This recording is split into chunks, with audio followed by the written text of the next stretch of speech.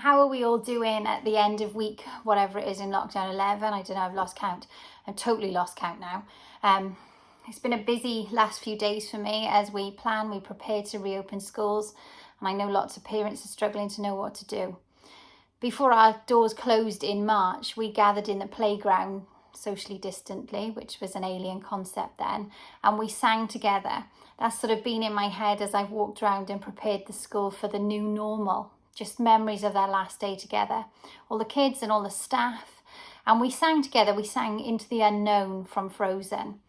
The kids sang it with gusto. It was a wonderful moment. And I daren't upload the video in case Disney sue me. But check out the song if you've not heard it. I just want to read the lyrics to you. It says this: into the unknown, I can hear you, but I won't. Some look for trouble while others don't. There's 1,000 reasons I should go about my day and ignore your whispers which I wish would go away. You're not a voice, you're just a ringing in my ear. And if I heard you, which I don't, I'm spoken for, I fear.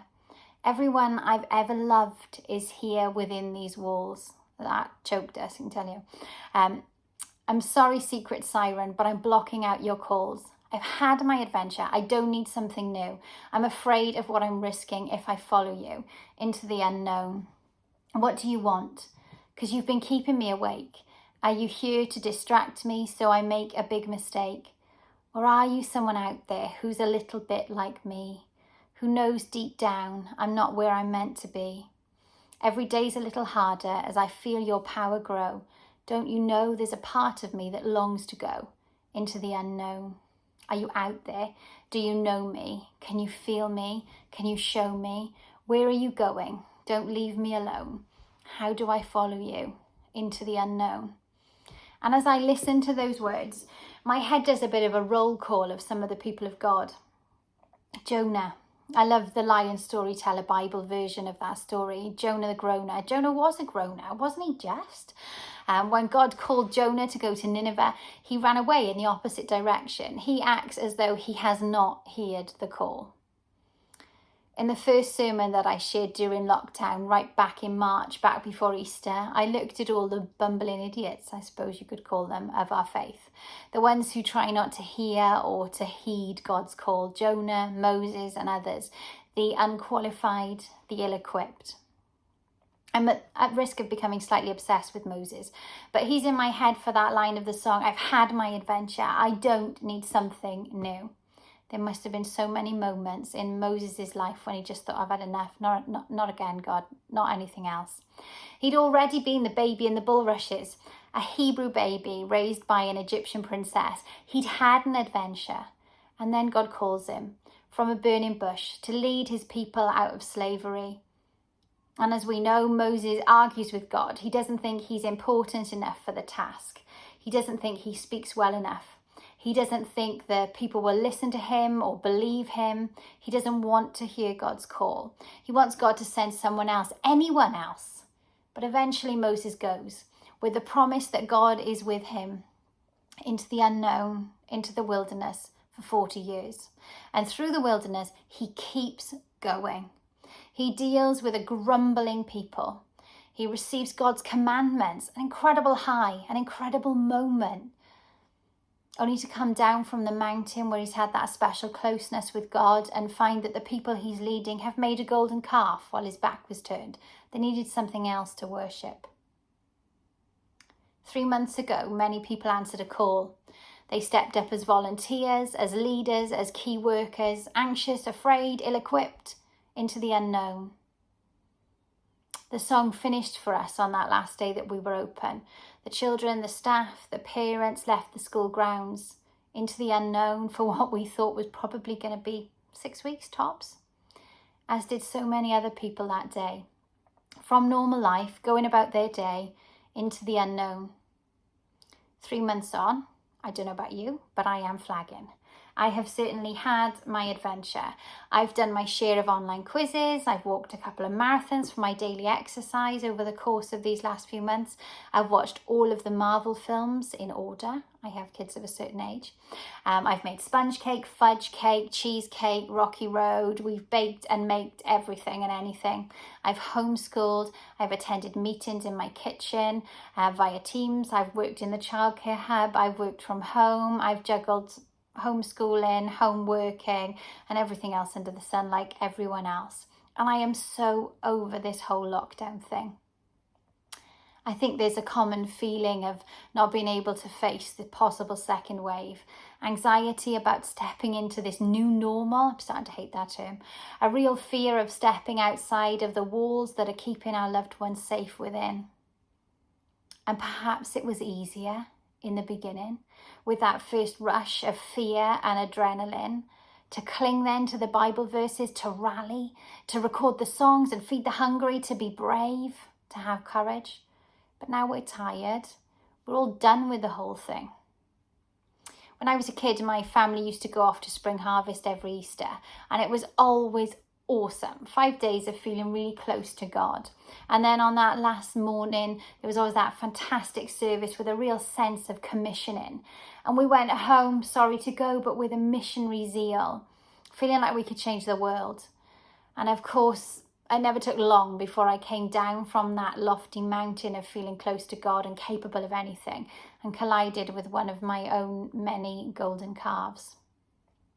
And I love the big God moments, when we feel we've heard him speak, when we've answered his call late in the night, like Samuel, "Speak, Lord, for your servant is listening," when we felt the touch of the Spirit. But there are other nights when I'm tired, when I don't want to hear what God has to say, or when I can't hear him. There are days when I've had enough. I'd hazard a guess that lots of us have had enough now. Right at the beginning of Exodus in chapter 3, God says to Moses, "I will be with you." God is still with us, even today when we've had enough, as we listen with fear at what tomorrow and this new normal might bring. Lots of people have quoted these verses from Isaiah chapter 43 over the last few months. I've heard them in so many contexts from so many churches. "Do not fear, for I have redeemed you. I have summoned you by name.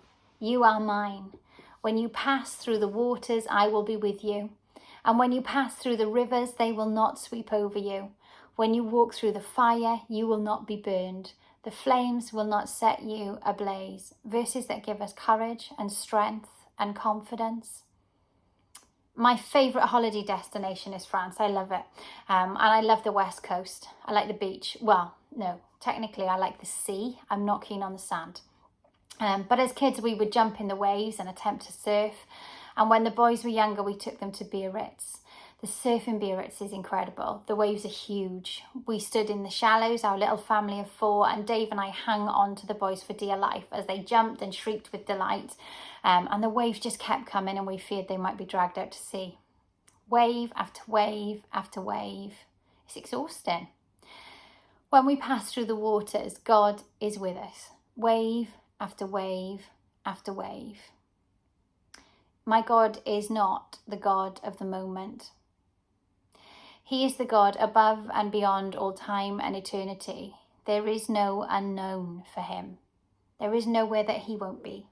There is nothing that I will face tomorrow that he won't face with me. So I want to read some more verses from Isaiah. This is from Isaiah chapter 40. "Why do you complain, Jacob? Why do you say, Israel, my way is hidden from the Lord? My cause is disregarded by my God. Do you not know? Have you not heard? The Lord is the everlasting God, the creator of the ends of the earth. He will not grow tired or weary, and his understanding no one can fathom. He gives strength to the weary and increases the power of the weak. Even youths grow tired and weary, and young men stumble and fall. But those who hope in the Lord will renew their strength. They will soar on wings like eagles. They will run and not grow weary. They will walk and not be faint. Spurgeon, in his commentary on this passage, says this: "But they that wait upon the Lord shall renew their strength. They shall mount up with wings as eagles." That is very much when they begin. They are all for flying, and God gives them a glorious flight. But they will do better than that. They shall run and not be weary. Is that better than flying? Yes, it is. A better pace to keep up. But God enables his servants at length to keep along the road of duty and to run in it. But there is a better pace than that. "And they shall walk and not faint." It's a good steady pace. It's the pace that Enoch kept when he walked with God. Sometimes it's easier to take a running spurt than it is to keep on day by day, walk, walk, walk, in the sobriety of Christian conversation. Many under excitement can run a race, but it is the best of all to be able steadily to walk on, walking with God the Lord. The Lord bring us to that pace. They shall walk and not faint. That's Spurgeon's thoughts on that passage. Flying on wings of eagles is where many of us started those months ago. The church rallied and rose, but we aren't in a sprint. We aren't even in a marathon. I told you, even I have already walked the equivalent of 2 or 3 of those in my daily lockdown exercise slot. The challenge facing us now then is to walk, to keep going and not to faint off. Now, tired, weary, fed up with it all, let God renew your strength again. If you've stumbled and you've fallen, let God fill you anew. That's my favourite thing about that passage. It doesn't say that you won't get weary, not in the beginning. Later on that comes, after you've been renewed. It says that you will fall prior to that you will be weak. But it says that when your strength runs out, God will renew it again, again and again. Waiting on the Lord then doesn't mean being inactive, sitting around waiting. It means to trust in him, to put your hope in him. The original hearers of this fantastic promise about a renewal of strength were enduring a long, horrific captivity in Babylon. Their only hope was in the Lord. Wait on the Lord, and he will renew your strength. The Hebrew word translated as renew means to change, and then to revive and to cause to flourish again. It has the sense of a tree that has been perhaps cut down and then is sprouting again from its fresh shoots. If you're a Marvel fan, and if you've lived it the last few months like I have, then it's a bit like Groot in Guardians of the Galaxy. He's destroyed in one of the major battles, but from a twig of Groot, who is a tree, new shoots sprout again, and he is effectively revived and then restored again with renewed strength. And this renewal of strength is a promise even from a point of decay. No matter how hard you have fallen or how shattered you are, no matter how decayed you've become over these last few months. The Lord is everlasting and strong, this passage tells us. He understands like no other. No one can fathom his understanding. Your way is not hidden from him, and he has not disregarded your cause. He cares. He knows you're tired and fed up. He wants to renew your strength today, again. Hear his call. Keep walking into the unknown, for he goes before you and beside you. He is still with you. God, just fill us with your strength. Revive us. Keep us walking day by day, one foot in front of the other. As the excitement and the adrenaline of the first few days fade away, change it up for us. Give us what we need to walk into this new normal. Keep us going in the long haul until we see you in heaven. If we were in church together now, I'd want us to sing. And I'd want us to sing a song called Peace Be Still. And it's by the Belonging Company, and you can look it up on YouTube. Just look it up, listen to it. Let those words wash over you. Peace be still. Think of the God who is everlasting and strong, who desires to renew your strength today. Think about the possibility of slowing to a walking pace, of being in this for the long haul. And know that God goes with you. Whether everything is all right tomorrow or whether we are looking at months and months, God is with you and his strength will be enough each and every day. God bless you.